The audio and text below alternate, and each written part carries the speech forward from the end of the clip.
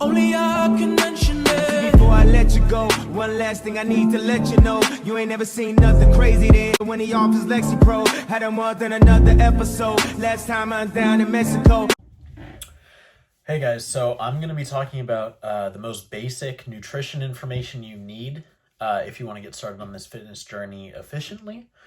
So this video is geared more towards beginners or even maybe a few things that some of you might have missed. So I'm going to timestamp everything too. The main things I'm going to be talking about is calorie counting, fitness myths, how much protein, fat, carbs you need to get. I'll be talking a little bit about keto and supplements. So the first topic I'm going to be covering is calorie counting. So I've been training for a little over 2.5 years. I have almost all of my clients calorie count.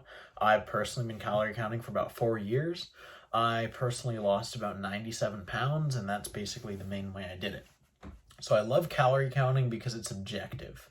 And all that it takes is finding your maintenance calories, which you can start by using a calorie calculator and kind of guessing and checking by weighing yourself. If this is something you guys want me to go more in depth about, I have been thinking about doing a video on the basics of calorie counting. So I'll go more into depth, but the main thing is just finding your maintenance calories, and then depending on your goals, adding or subtracting calories from that. If you want to lose a pound a week, that's about a 500 calorie deficit per day. 3,500 calories is about a pound of fat.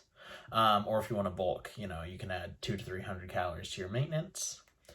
And calorie counting is, again, it's objective. If you want to lose a pound a week and you weigh yourself and you lost half a pound, subtract 250 more calories from your day. If you lost a pound, perfect, stick there. If you didn't gain any weight, if you didn't lose any weight, subtract 500 calories. If you gained weight, subtract calories till you get there, and you can guess and check each week.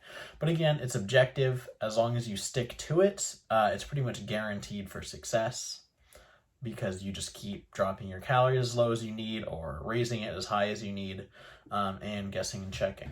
So the next thing I'm going to talk about is basically how much proteins, fats, and carbs you need. So protein, the literature basically suggests that anywhere from 0.8 grams to a pound of protein per body weight is more than efficient for building muscle. I personally do 0.8. I've done 1 gram per pound of body weight. I've done 1.2. I've done 1.5. I've never noticed a substantial difference. And for me, I'd rather trade off that extra 0.2 grams per pound of body weight of protein for carbs, especially when I'm cutting. I definitely love my carbs in terms of keeping me energized for the gym. And in terms of fats, that depends a lot on body weight, person, health status, like being pregnant, older, younger, male, female. Typically for anywhere between 40 and 60 grams a day is how much you need for brain function. Anything more than that's not really needed, and I would rather, if you're thinking between eating 60 grams of fat or 70 grams of fat, I'd trade those 10 grams of fat for extra carbs or protein. And then basically after that, after doing the 0.8 grams per pound of body weight of protein and then the 40 to 60 grams of fat, I'd fill the rest of your day with carbs. So next I'm going to be talking about some fitness myths. The first one I'm going to be talking about is meal timing. So everyone's kind of heard of the anabolic window, and there's a little bit of debate about whether or not that exists. I've heard some people say 20 minutes, 30 minutes, an hour, 2 hours, blah, blah, blah. The best way to put it is a phrase I've heard is that people spend 99% of their time thinking about the 1% of things that matter.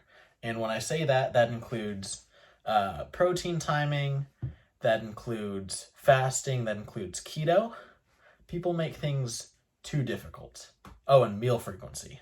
So all of those things, whether they help or not, it's so minuscule that it doesn't matter. If you want to lose weight, it's calories in versus calories out. Speeding up your metabolism or taking a fat burner that burns 20 extra calories a day isn't going to do anything in the long run. Sure, it technically helps, but it doesn't help enough for me to even consider or tell you guys that it helps. The only time that meal timing actually matters is in terms of One, complex carbs. So complex carbs are things like oats, whole grains, etc. And you want those earlier in the day. They give you energy longer, it's slow burning, and it keeps you full throughout the day. And the other time when meal timing matters is pre-workout. So, and I'm talking about food right now. We'll talk about supplements in a little bit. So if you have a bigger meal, typically eat that 2 to 4 hours before training as to let it digest. You don't want to be digesting while you're training. And if you have a smaller meal, say about an hour to 2 hours before training, you want to keep it simple carbs. So perfect example would be like fruit. Those are fast digesting. They'll give you a lot of energy within 1 to 2 hours. Another myth that I hear all the time as a trainer is the fact that you can only digest a certain amount of protein in one sitting, so that if you digest or if you ingest more than say 50 grams of protein in one sitting, you don't get the entire amount or you don't get the excess amount. So there is some truth to that. The entire thing is a myth, but what that centers around is the fact that your body digests a certain amount of protein depending on body weight and other factors, about 50 grams per 2 hours. That doesn't mean that you're not going to digest that protein. It's just going to take longer than 2 hours. Basically, you eat 100 grams of protein, you're going to be bloated for a while, but that protein is not wasted.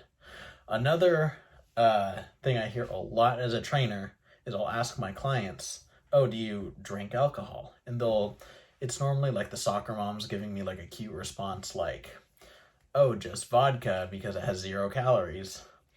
Alcohol definitely has calories.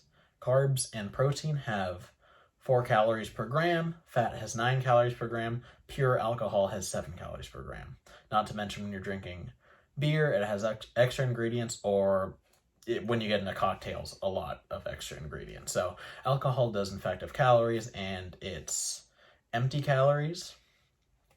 So just know that. So the next topic I'm going to be talking about is supplements. So the only supplements that really make a difference is caffeine. So in your pre-workout, I take caffeine pills, energy drinks. We all know that gives you energy. Kind of along the same lines, beta-alanine gives you the tingling feeling, kind of makes your veins dilated. That's just optional, depends if you like it. I don't like beta-alanine. I don't like feeling tingly when I'm in the gym. It distracts me, but it does work. Protein, of course, works because it's the protein you get in your whey protein is the same you would consume with animal products. Or if you're getting it via plant-based protein, same thing. You're getting it via protein from plants. I personally don't drink protein just because for me, I still have a fat boy appetite. If I were to drink my protein, I would be way too hungry. It would not fill me up. But if you're, on the go or you just like the taste of the shakes, go for it. Definitely works. My only thing with it is you get a little bit less food variety and a little bit less nutrients normally, but it's not a big deal. And another supplement that works and is time tested is creatine. So creatine, all you really need is about 5 grams per day. The way it works is your body naturally produces creatine phosphates.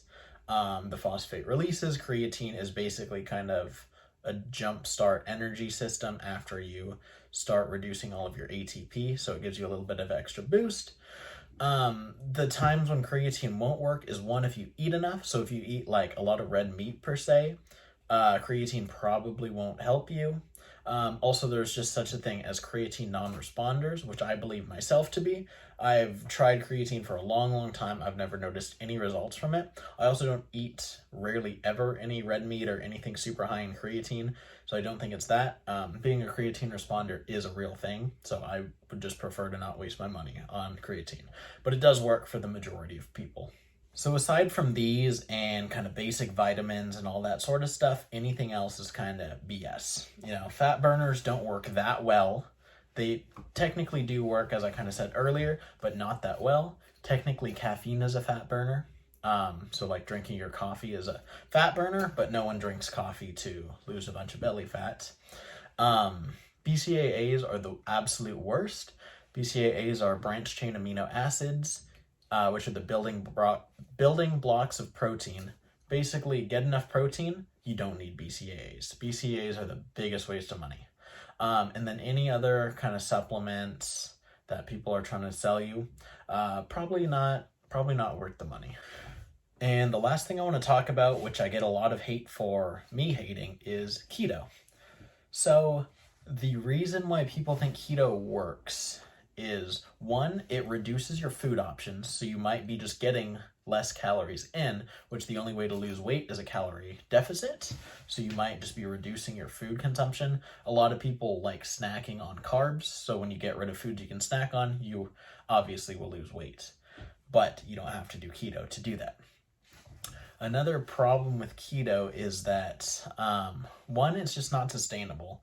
It's, if you're eating a ton of fatty foods and protein, it's not the best on your liver. With keto, one of the problems is that people see really fast results, either, from themselves or from others. And what people fail to recognize is that carbs retain water. Carbs retain a lot of water. So when you see people on keto, who lose 5 to 10 pounds in 3 days, it's water weight. It's water weight. You can't lose 5 to 10 pounds of fat that fast because you're eating a lot less carbs. You have less carbs to retain water. So you'll lose water weight, which doesn't change your body mass or your body fat percentage. Another one of my gripes with keto is that most people who think they're doing it aren't doing it right. You have to eat a few enough amount of carbs to enter ketosis, which will technically burn fat a little bit faster. Kind of like I said earlier, I don't think the difference is worth it, especially when you consider not eating carbs, you're losing out on a lot of micronutrients from, say, fruits and vegetables, as well as just a wide variety of food. And in terms of health and nutrition, basically the bigger variety of healthy foods, the better off you are. So in my opinion, I just think keto is tacky. It's another one of fad diets. There's nothing like clean eating, whole foods, plant-based diet if you can, or at least include a lot of fruits and vegetables. If you're trying to lose weight, calorie deficit, calories in versus calories out, and exercise. So that's all I'm going to do for today. So like I said, I'm thinking my next video is going to be the basics of calorie counting, where I'll go more into depth because I do love calorie counting. I think it's the best way to make dietary gains and fat loss. But if anything else I talked about in this list or anything else in general interests you guys, I'd love to hear and make a video. I've been slacking with the videos a little bit. I would like to start making them at least monthly. If you guys are enjoying them or have more ideas, I'll put out even more. But that's it for today. I'll put my new Instagram. I have my strength and conditioning / training Instagram account that I just put up. So I'll leave that down below. And leave some comments, leave some likes, and subscribe. Thank you.